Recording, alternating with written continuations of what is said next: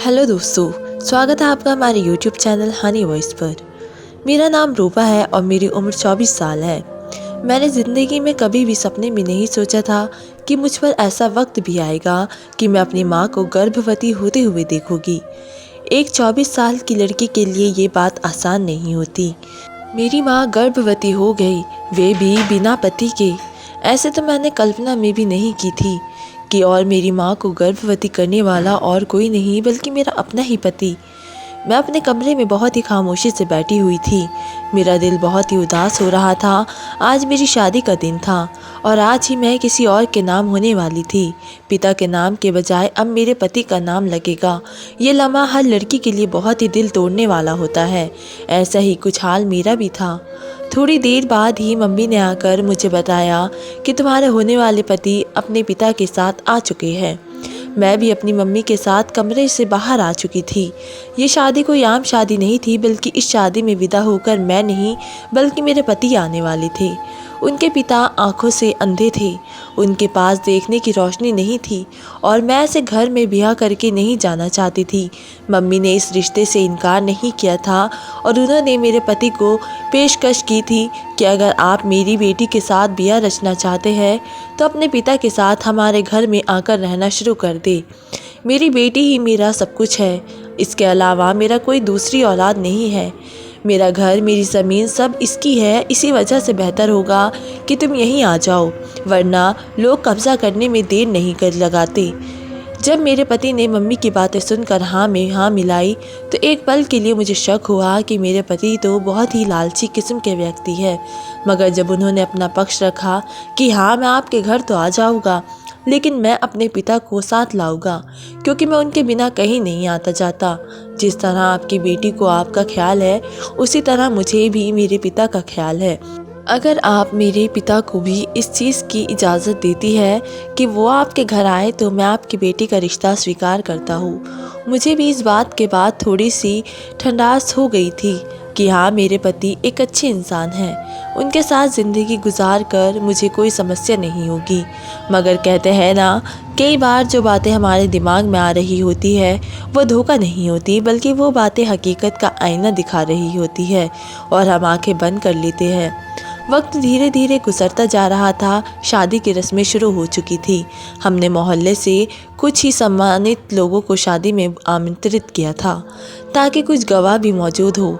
थोड़ी देर बाद ही मैं पूरी तरह से अपने पति के नाम कर दी गई थी। मेरे लिए ये लम्हा बहुत ही खुशी का था, मगर उसके बावजूद मेरा दिल बहुत ही उदास हो रहा था। आंखों में नमी थी। कहने को मैं अपने घर से नहीं जा रही थी, सिर्फ एक नाम मेरे के आप के आगे लग रहा था।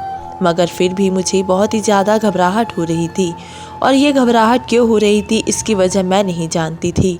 शादी की सारी रस्में पूरी होते ही खाना खोल दिया गया था। सबने तुरंत खाना खा लिया था और फिर मेहमान जाने शुरू हो गए थे। हमने मेरे ससुर के लिए एक गेस्ट रूम के तौर पर कमरा तैयार करवा दिया था। ऊपर वाले का दिया मेरे पास सब कुछ था, इसलिए मुझे पैसे या रहने की कोई कमी नहीं थी। मेरा अपना निजी कमरा था जिसमें मैं अपने पति के साथ ही रहने वाली थी। मम्मी का कमरा अलग था और एक गेस्ट रूम के तौर पर हमारे पास एक कमरा था जो मैंने अपने ससुर को दे दिया था। सुहागरात के लिए जब हम मेरे कमरे में आए तो तुरंत ही मेरे पति ने मेरी कमर में हाथ डाल दिया था और मुझे दीवार से पिन कर दिया था। मेरी धड़कनें तेज़ हो चुकी थी। मुझे बहुत ज़्यादा घबराहट हो रही थी। मैं अभी कुछ कहती इससे पहले ही उन्होंने मेरी सासों को अपनी गिरफ्त में ले लिया। एक पत्नी के लिए ये लम्हा बहुत ही अजीब होता है। ऐसा ही हाल मेरा था। मैं बहुत ज़्यादा डर रही थी और सहम रही थी, मगर मेरे पति ने मुझे बिल्कुल भी नहीं छोड़ा, बल्कि पल भर में ही मुझे अपने करीब खींचकर मुझ पर अपना हक जता दिया। मैंने भी खामोशी से उन्हें उनका हक लेने दिया, क्योंकि ये एक पत्नी का फ़र्ज़ होता है कि वे अपने पति को खुश करे। वो रात भर मेरे करीब रहे थे। उन्होंने एक पल के लिए भी उन्होंने मुझसे मेरे वजूद से अलग नहीं किया था। रात भर उनकी दर्द सहते सहते मैं थक चुकी थी। मुझे बहुत ही तकलीफ़ भी हो रही थी और कई बार मैंने उन्हें धीमी आवाज़ में बोला भी था कि मैं अब बर्दाश्त करने की ताकत नहीं रखती, आप थोड़ा पीछे हो जाए। मगर वे एक ही बात कहते थे, आज नहीं रोको, कल जो तुम कहोगी वे कर लोगा। उनकी ये बात सुनकर मैं भी चुप हो जाती थी, क्योंकि वे मेरे पति थे। उनकी इज्जत और सम्मान करना मेरा फ़र्ज़ था, चाहे वे घर जमाई थे, लेकिन घर जमाई भी एक दामाद होता है और दामाद को तो सिर आँखों पर बिठाना भी पड़ता है, वरना कब वे बेटी को जीना हराम कर दे किसी को कुछ नहीं पता होता। अगली सुबह जब मेरी आँख खुली तो मैं अपने पति के सीने पर सिर रखकर सो रही थी। हम दोनों एक दूसरे से कोई बात नहीं कर रहे थे। कमरे में आते ही उन्होंने मुझसे अपना हक ले लिया था। मैं धीरे धीरे अपने पति से दूर हुई थी, क्योंकि वे बहुत ही गहरी नींद में सो रहे थे। मैं उनकी नींद में खलल नहीं डालना चाहती थी। चुपचाप मैं बाथरूम चली गई थी। फ्रेश होते समय भी रात की वे शिद्दत भरी ज़रूरत मुझे याद आ रही थी और मेरा चेहरा गुलनार होता जा रहा था। काफ़ी देर तक शावर लेने के बाद जब मैं बाहर आई तो मेरी नज़र मेरे पति पर पड़ी, जो अभी तक गहरी नींद सो रहे थे। यकीनन वे रात भर मुझ पर अपनी शिद्दत निछावर करते रहे थे तो थक चुके थे, इसी वजह से अब तक सो रहे थे। मैं खामोशी से कमरे से बाहर आई तो देखा कि मेरी मम्मी अभी तक जागी नहीं थी। मुझे बहुत ही हैरानी हुई, क्योंकि मम्मी सुबह सवेरे ही उठ जाया करती थी और आज उनका देर तक सोना मुझे हैरानी में डाल चुका था। मैं तुरंत ही उनके कमरे की तरफ बढ़ी, क्योंकि मुझे ये डर लगने लगा था कि कहीं मेरी मम्मी बीमार तो नहीं हो गई। शादी की तैयारियों में वे बहुत ज़्यादा थक चुकी थी। कल रात भी मेहमानों को विदा करते करते बहुत ही वक्त लग गया था और मम्मी के चेहरे से ही थकान साफ झलक रही थी। यही सोचकर मैं उनके कमरे में गई तो देखा कि वे सच में बहुत ही गहरी नींद में सो रही थी। लेकिन हैरानी की बात ये थी कि उनके कपड़े बहुत ही ख़राब हो रहे थे, बाल भी बिखरे बिखरे लग रहे थे और उनका चेहरा ऊपर की तरफ था। इस तरह तो मेरी मम्मी कभी नहीं सोती थी। वे सोने में भी एक सलीका रखती थी। वे बहुत ही सलीकेदार और अच्छी औरत थी। मैं तुरंत उनके पास गई और उनके माथे पर हाथ रखा तो उनका माथा तप रहा था। मेरा तो दिल धड़कना ही भूल गया। क्या मेरी मम्मी बीमार थी? ये ख्याल आते ही मेरे कदमों तले ज़मीन निकल गई, क्योंकि मेरी माँ अगर बीमार हो जाए तो उन्हें ठीक होने में बहुत ही वक्त लगता है। ये बात मुझे बहुत ही अच्छे से मालूम थी। मैंने फ़ौरन ही पास के क्लिनिक के डॉक्टर को कॉल की। उनका पर्सनल नंबर हमारे पास था, ऊपर वाले का दिया हमारे पास सब कुछ था, तो लोग भी हमारी बहुत ही इज्जत करते थे। मेरी पहली बैल पर ही उन्होंने कॉल रिसीव कर ली थी। मैंने तुरंत ही उन्हें घर आने के लिए कहा तो वे राज़ी हो गए। मैं मम्मी के पास ही बैठी लगातार उनका हाथ मसल रही थी तो कभी पानी की ठंडी पट्टियाँ उनके सिर पर रख रही थी। मैं इस बात को पूरी तरह से भूल चुकी थी कि मैं एक रात की दुल्हन हूँ। मेरे तो कई अरमान होने चाहिए थे, लेकिन जब बात माँ की आ जाए तो औलाद को कुछ नज़र नहीं आता, खास करके एक बेटी को तो बिल्कुल भी कुछ नज़र नहीं आता। थोड़ी देर बाद ही दरवाजे पर बैल हुई। मैंने तुरंत ही मम्मी के सिर से पट्टी हटाकर पानी में रखी और दरवाजे की तरफ बढ़ गई। दरवाज़ा खोला तो सामने डॉक्टर यश खड़े थे। मैंने तुरंत ही उन्हें हेलो कहा और उन्हें कमरे के अंदर ले आई। मम्मी की यह हालत देखकर उन्होंने तहकीकाती अंदाज में मम्मी का मुआयना किया और मुझे देखकर बोले, इनके साथ कोई सोया था? उनकी ये बात सुनकर मैं तुरंत बोली, क्या मतलब है आपका, आपकी बात का डॉक्टर साहब? इस पर वे थोड़ा घबरा गए और सिर हिलाते हुए बोले, नहीं, मेरा मतलब है कि इनके करीब कोई सोया था, क्योंकि इनका हाल बहुत ही अजीब लग रहा है। खैर, मैंने दवाइयाँ दे दी है और इंजेक्शन भी लगा दिया है। आप इनके सिर पर ठंडी पट्टियाँ रखें, इनकी तबीयत जल्दी ही ठीक हो जाएगी। उनका अंदाज़ मुझे बहुत ही शक करने वाला लगा। एक पल के लिए मेरे दिल में ख्याल आया कि मैं उनसे इन तमाम बातों की वजह पूछूं कि आप इस तरह की प्रतिक्रिया क्यों जाहिर कर रहे हैं। लेकिन फिर मैंने यही सोचा कि डॉक्टर से ज़्यादा बात करना भी सही नहीं होता। बिना वजह अगर उन्होंने कोई उल्टी सीधी बात बता दी तो मेरे लिए परेशानी का कारण बन जाएगी। उन्हें दरवाजे तक छोड़ने के बाद जैसे ही मैं पलटी, मेरा दिल धक से रह गया, क्योंकि मेरे बिल्कुल करीब मेरे ससुर खड़े थे। उन्होंने मेरे सिर पर हाथ रखते हुए कहा, बहू कोई आया था? उनका लहजा बिल्कुल सामान्य था। आंखें एक ही जगह टिकी हुई थी, जिसका मतलब था कि वह दृष्टिहीन है। मैंने तुरंत हाँ में जवाब दिया और उन्हें मम्मी की हालत के बारे में बताया। उनका हाथ पकड़कर मैंने उन्हें पास के सोफे पर बिठा दिया। तभी वे तुरंत अपनी जगह से खड़े होते हुए बोले, अरे अरे, क्या हुआ हमारी समधन को? हम पूछते हैं उनकी तबीयत। मैंने फ़ौरन कहा, नहीं बाबाजी, दरअसल मम्मी अभी भी सो रही है, थोड़ी देर आराम कर ले, जैसे ही जाग जाएगी आप उनसे उनकी तबीयत के बारे में पूछ लीजिएगा। फिर मैंने उनसे सवाल किया, आपने नाश्ता कर लिया है? तो वे सिर हिलाकर मना करने लगे और कहने लगे, भला अब हमारे हलक से निवाला कैसे उतरेगा। हमारी समधन की तबीयत खराब है, जब तक वे बेहतर नहीं हो जाती और हम उन्हें खाते हुए नहीं सुन लेते, तब तक हम अपने मुंह से एक निवाला भी नहीं खाएंगे। फिर बोले, अरे बिटिया, हमें माफ़ करना, पहले ही दिन तुम्हें अपने घर की रसोई संभालनी पड़ेगी।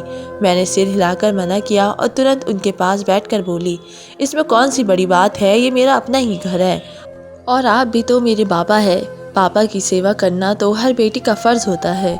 यह सुनकर वे खुश होकर मेरे सिर पर दोबारा हाथ रखते हुए बोले, सदा खुश रहो बिटिया, सुहागन रहो, हमेशा खुश रहो, खुशियाँ तुम्हारा आंगन भर दे। मैंने तुरंत ही दिल में उनकी हर दुआ के पूरा होने की कामना की और उनके लिए नाश्ता बनाने किचन में चली गई। अभी थोड़ी देर हुई थी कि मेरे पति बहुत ही खामोशी से मेरे पीछे आकर खड़े हो गए। मुझे कुछ समझने का मौका दिए बिना उन्होंने मेरे पेट पर हाथ रख लिया और मुझे अपने साथ लगाते हुए मेरे कान में सरगोशी के अंदाज में बोले, आप कहाँ चली गई थी? मैं समझा कि आप मेरे पास में ही सोई है, लेकिन जब मैंने आपको अपने करीब करने की कोशिश की तो आप वहाँ नहीं थी। ये कहते हुए उन्होंने मेरे गाल को चूम लिया। मेरे होठों पर मुस्कान बिखर गई और मैंने तुरंत कहा, हाँ, मैं मम्मी को देखने गई थी, उनकी तबीयत खराब हो गई है, शायद थकान से बुखार हो गया है। आप मुझे बताइए, आप नाश्ते में क्या लेके? मेरी बात सुनकर मेरे पति तुरंत बेचैन हो गए और बोले, क्यों, क्या हुआ है सासू माँ को? सब ठीक है? वे मम्मी के कमरे की तरफ देखते हुए परेशान लग रहे थे। मैंने सिर हिलाते हुए कहा, अभी तो खैरियत नहीं है, डॉक्टर ने कहा है कि उनके सिर पर ठंडे पानी की पट्टियाँ रखनी होगी। मैं आपके और पापा जी के लिए नाश्ता बना रही हूँ, नाश्ता बनाकर फिर उनकी सेवा करूँगी। मेरी बात सुनकर वे तुरंत बोले, अरे तो तुम मुझे कह देती, वे भी तो मेरी माँ है और अब मैं उनका बेटा हूँ, मुझ पर भी तो फ़र्ज़ है कि मैं उनकी सेवा करूँ। अच्छा ये बताओ, ठंडे पानी की पट्टियाँ कहाँ हैं? मैं उनके सिर पर रखूँगा। एक पल के लिए मेरे होठों पर मुस्कान बिखर गई। मैंने दिल से ऊपर वाले का शुक्र अदा किया कि मुझे इतना अच्छा पति मिला है जो मेरी माँ को अपनी माँ मान रहा है, वरना दामाद तो अक्सर बहुत ही बुरे होते हैं। मैंने तुरंत कहा, अरे नहीं नहीं, आप परेशान मत होइए, बस अब ये नाश्ता बन जाएगा तो मैं मम्मी का खुद ख्याल रख लूँगी।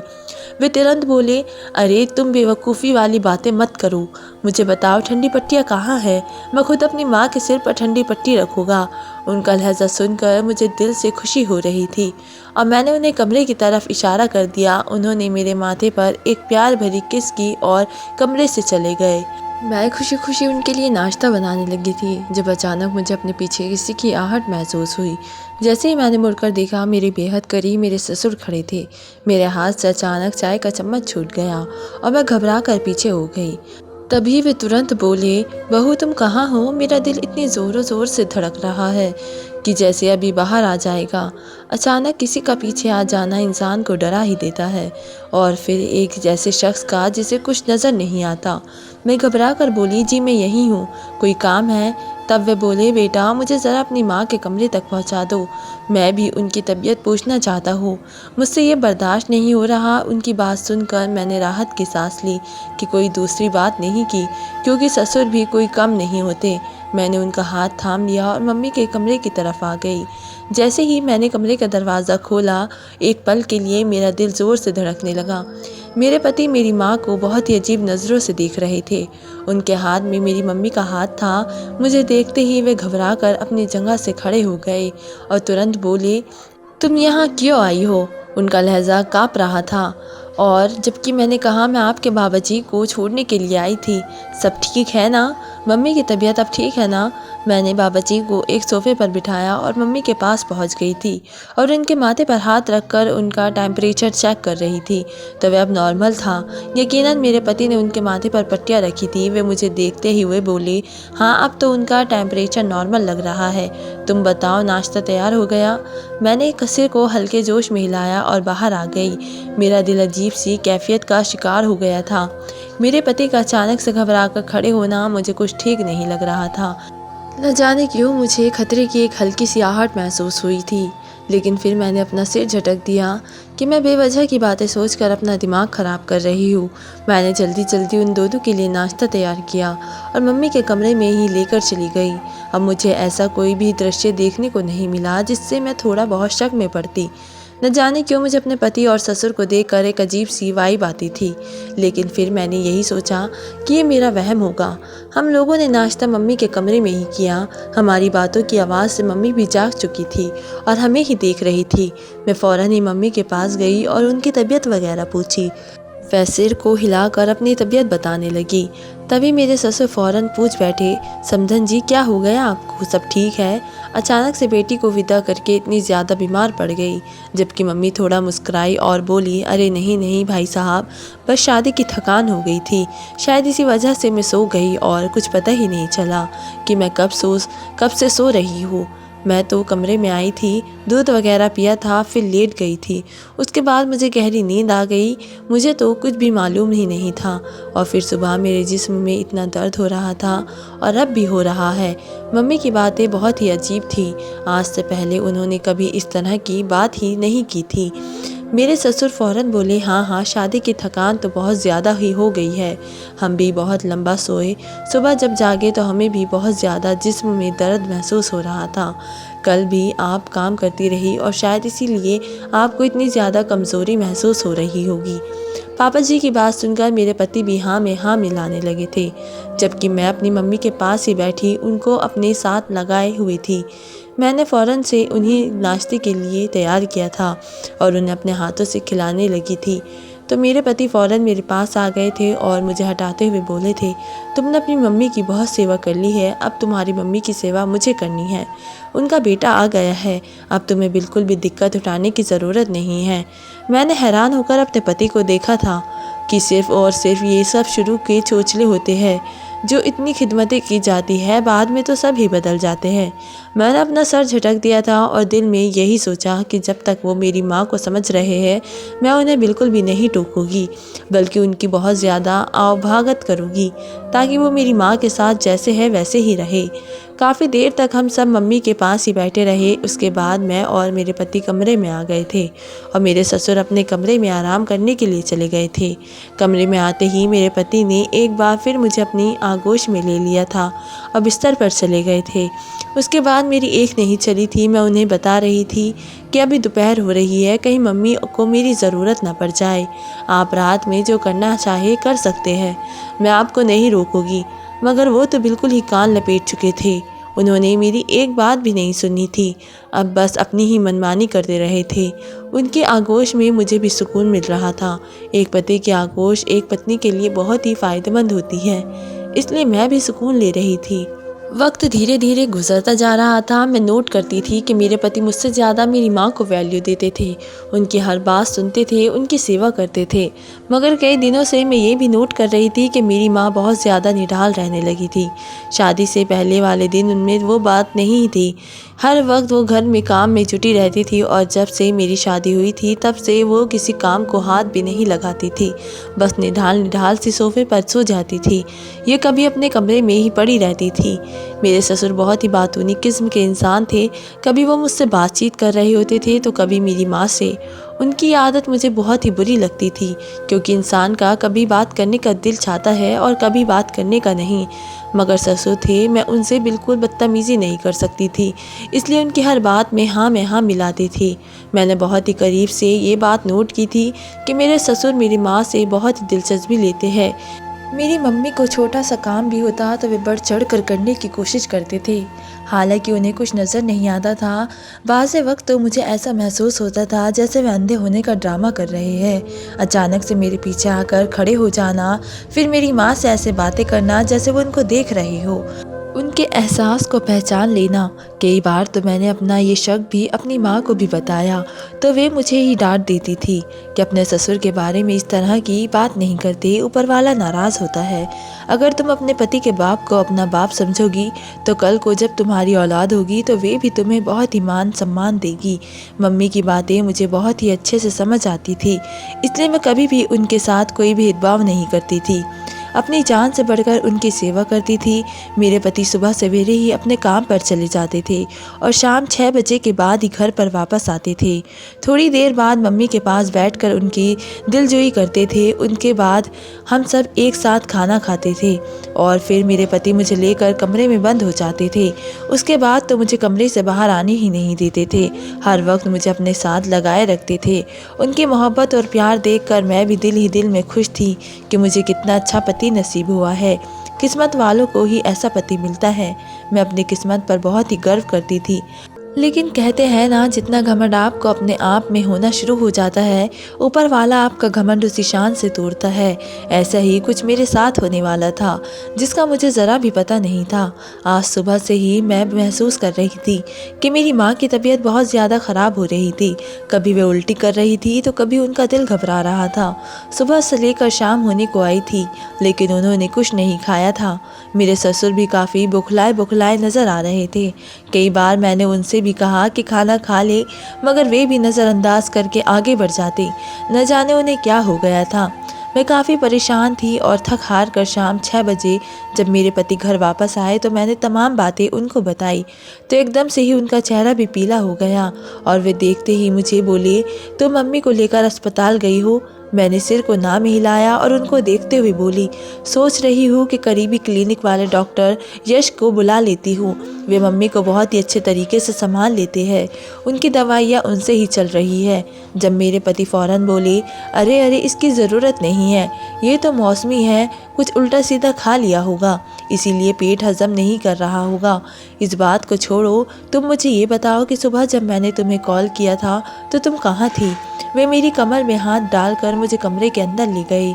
कमरे में आते ही उन्होंने मुझे हमेशा की तरह दीवार से टिका दिया और मेरी गर्दन पर झुक गए। वे अपनी हसरत मिटाने लगे। मुझे बहुत ही ज़्यादा घबराहट हो रही थी। मैं उन्हें एकदम अपने वजूद से दूर किया था और उनको देखते हुए बोली थी, प्लीज़ अभी मेरी मम्मी की तबीयत ठीक नहीं है, आप प्लीज़ मेरे साथ उन्हें अस्पताल लेकर चले। उन्होंने सुबह से कुछ नहीं खाया। वे बीमार रहती है, अगर मैंने उनकी केयर नहीं की तो मसला ज़्यादा बढ़ जाएगा। मेरी बात सुनकर मेरे पति अचानक ही भड़क उठे थे और मुझे देखते हुए बोले थे, तुम्हें तो मेरा बिल्कुल भी ख्याल नहीं है। तुम्हारा पति तुमसे क्या चाहता है, तुम्हें इस चीज़ की परवाह नहीं है। बस हर वक्त अपनी माँ में लगी रहती हो। शादी की पहली सुबह में तुमने बिना बताए मुझे कमरे से चली गई। मैंने एक शब्द भी नहीं बोला क्योंकि तुम्हारी माँ की तबीयत खराब थी। अब मैं तुम्हें करीब आने की कोशिश कर रहा हूँ, तब भी तुम्हें तुम्हारी माँ की ही फिक्र है। ये कहते ही वे बिस्तर पर नाराज़ होकर बैठ गए थे। मैं एकदम घबरा गई थी क्योंकि शादी के बाद ऐसा पहले ही बार हुआ था कि वे मुझसे नाराज़ हो चुके थे। एक तरफ मुझे मेरी माँ की फिक्र सता रही थी और दूसरी तरफ मेरे पति थे। मैंने सारी बातों को एक तरफ रख दिया और फ़ौरन ही अपने पति के करीब चली गई थी।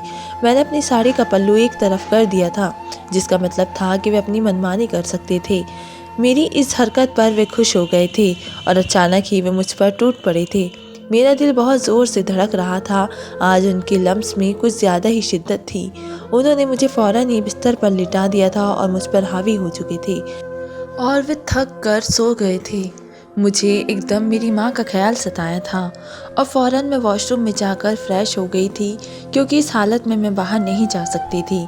मैं कमरे से बाहर आई तो मेरे ससुर मेरी माँ के कमरे से बाहर आए थे। मैंने उन्हें फ़ौरन ही देखकर सवालिया नज़रों से पूछा था, बाबा आप यहाँ क्यों गए थे? क्या हुआ मम्मी, ठीक है ना? मेरे सवाल पर मेरे ससुर बुरी तरह से घबरा गए थे और मुझे देखकर बोले थे, हाँ मैं तो आपकी मम्मी की तबीयत पूछने के लिए गया था, मगर वे सो रही है। अभी थोड़ी देर पहले ही मैंने उन्हें अपने हाथों से खाना खिलाया है। मुझे भी उनकी बहुत फिक्र हो रही थी। सुबह से समधन ने कुछ नहीं खाया। ये तो बहुत ही खतरनाक बात है। इस तरह अगर वे अपनी सेहत का ख्याल नहीं रखेगी तो और बीमार हो जाएगी। वे बिल्कुल ऐसे बोल रहे थे जैसे उन्हें मेरी माँ की बहुत ज़्यादा फिक्र हो। ये बात तो हकीकत थी कि मुझसे ज़्यादा मेरी माँ मेरे पति और मेरे ससुर के लिए ज़रूरी हो गई थी, मगर न जाने क्यों अब मुझे खतरा महसूस होने लगा था। दिल चाहता था कि मैं अपने ससुर और अपने पति को मना कर दूं कि मेरी माँ की इतनी फ़िक्र करने की ज़रूरत नहीं है, मैं अपनी माँ की फ़िक्र कर सकती हूँ। मेरे ससुर ने हालांकि मुझे बता दिया था कि मेरी माँ सो चुकी है, मगर उसके बावजूद मुझ पर इतनी ज़्यादा घबराहट तारी हो रही थी कि मैं तमाम बातों को नज़रअंदाज करके कमरे में चली गई थी। मेरी माँ वाकई गहरी नींद में सोई थी। एक पल के लिए मेरे दिल में ये ख्याल आया कि मैं मम्मी को जगाऊं और उन्हें अपने साथ अस्पताल ले जाऊं। फिर मैंने ये सोचकर सर झटक दिया था कि मैं डॉक्टर यश को अपने घर बुला लेती हूँ। वे घर पर मेरी मम्मी का अच्छे से मुआयना कर लेंगे। शुरू से ही हम उनसे दवाई लेते आए थे, इसलिए मुझे उन पर बेहद यकीन था। मेरी पहली बेल पर ही उन्होंने हमेशा की तरह कॉल रिसीव कर ली थी और फ़ौरन बोले थे, क्या हुआ मिस, सब खैरियत? जब मैं फ़ौरन बोली थी, नहीं डॉक्टर यश, सुबह से मम्मी की तबीयत बहुत ज़्यादा ख़राब हो रही है। वे सुबह से कुछ नहीं खा रही है, कुछ पूछ रही है तो कहती है कि दिल मचला रहा है। थोड़ा बहुत खाया तो वे भी बाहर आ गया। मेरी बात सुनकर डॉक्टर यश बोले थे, अच्छा ठीक है, मैं थोड़ी देर में आता हूँ। क्लिनिक पर थोड़े मरीज़ हैं, उन्हें देख लूँ, फिर मैं आपके घर ही आ रहा हूँ। मैं उनकी बात सुनकर ठीक हो गई थी और मम्मी के कमरे में आ गई थी। मैंने फ़ौरन ही रात के लिए रोटी वगैरह तैयार की थी, क्योंकि घर का काम सारा मैं ही करती थी। मेरे पति बाहर का काम संभालते थे, जबकि मेरे ससुर का ज़्यादातर काम मेरी मम्मी से बातचीत करना होता था या फिर न्यूज़ वगैरह सुन लेना होता था। धीरे धीरे वक्त गुजरता जा रहा था। तकरीबन आधे घंटे बाद मेरे घर के दरवाजे पर डोर बेल बजी हुई थी। मैं फ़ौरन ही दरवाजे पर गई तो सामने डॉक्टर यश खड़े थे। उन्होंने घर में आते ही मुझे हेलो कहा था और मम्मी का हाल पूछने लगे थे। जब मैं उन्हें अपने पीछे आने को बोलकर मम्मी के कमरे में ले गई तो उन्होंने मम्मी को एक नज़र देखा था और फिर अचानक से जो बात उन्होंने कही वे सुनकर मैं हैरान होकर उनकी ओर देख रही थी कि वे किस तरह की बात कर रहे हैं।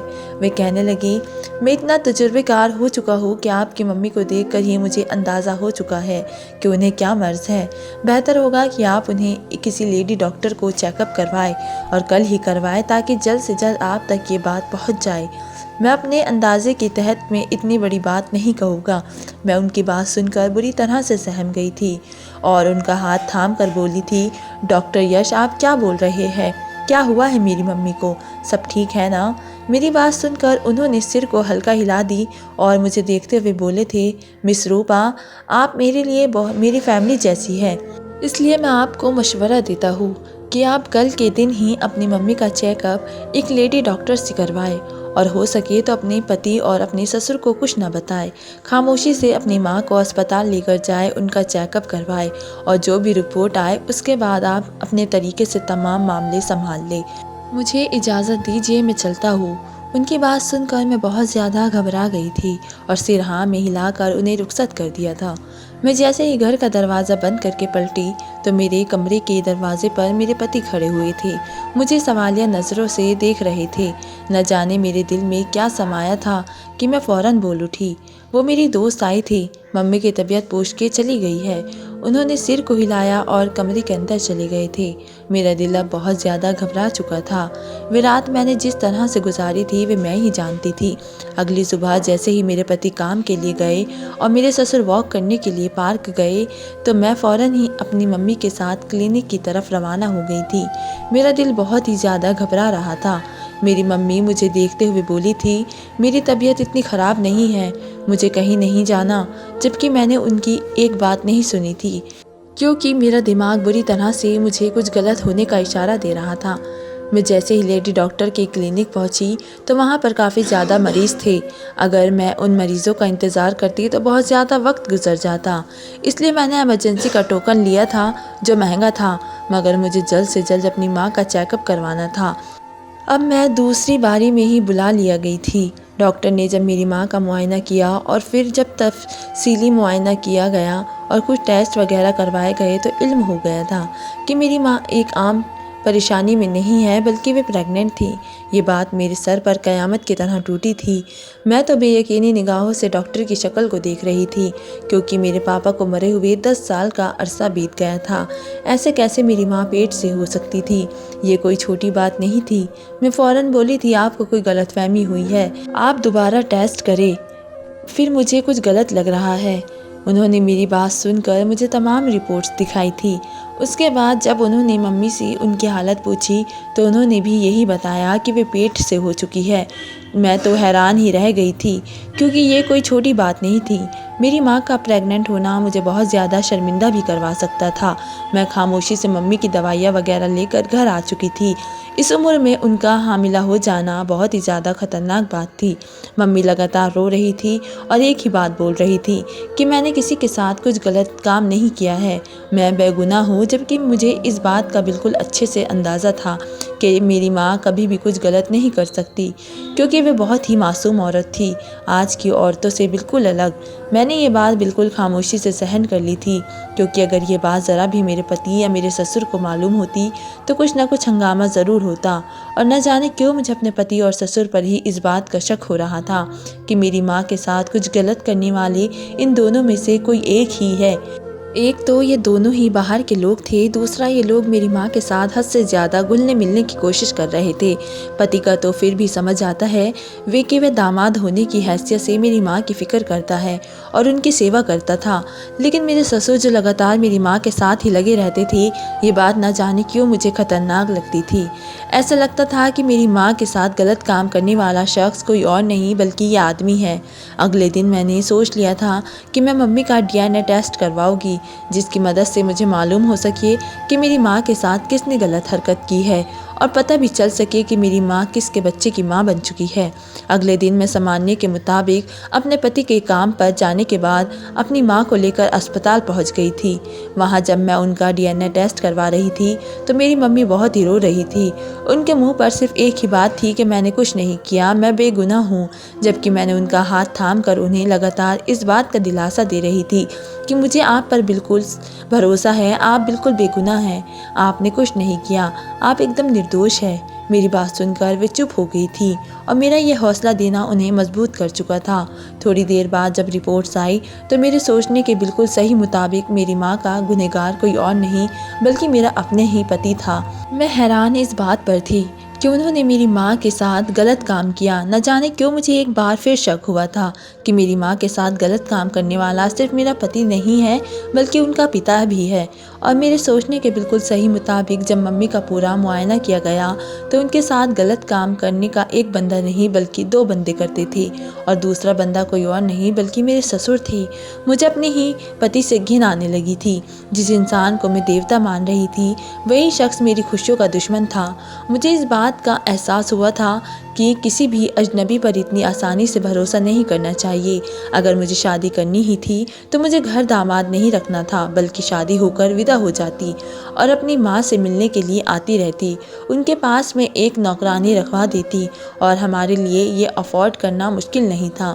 मैंने घर आते ही पूरा घर सर पे उठा लिया था और जब मैंने पुलिस में जाने की धमकी दी तो मेरे पति ने घुटनों के बल बैठकर मुझे तमाम सच बताया था कि ये बात हकीकत है कि मैं और मेरे पापा हम दोनों तुम्हारी माँ के साथ अपनी मुझ में ये सब करने का बहुत ही ज़्यादा शौक़ है, इसलिए मैं तुम्हारे साथ भी रियायत नहीं करता। और जब तुम नखरे दिखाती हो तो मैं तुम्हारी माँ को नींद की गोलियाँ खिलाकर उनके साथ ये सब करता हूँ। जबकि मेरी माँ ने हैरान होकर अपने दामाद को देखा था जिन्हें वे अपना बेटा बेटा बोल बोल कर नहीं थकती थी। मैंने फ़ौरन ही अपने पति से डाइवोर्स ले ली थी और उन्हें अपने घर से बेदखल कर दिया था और डॉक्टर से मैंने मम्मी का अबॉर्शन भी करवा दिया था क्योंकि उनकी तबीयत बहुत ज़्यादा बिगड़ी थी, लेकिन उन्होंने अपने आप को संभाल लिया था। डॉक्टर का कहना था कि उन्हें ज़्यादा अरसा नहीं हुआ था, इसलिए अबॉर्शन करवाना ज़्यादा मुश्किल नहीं था।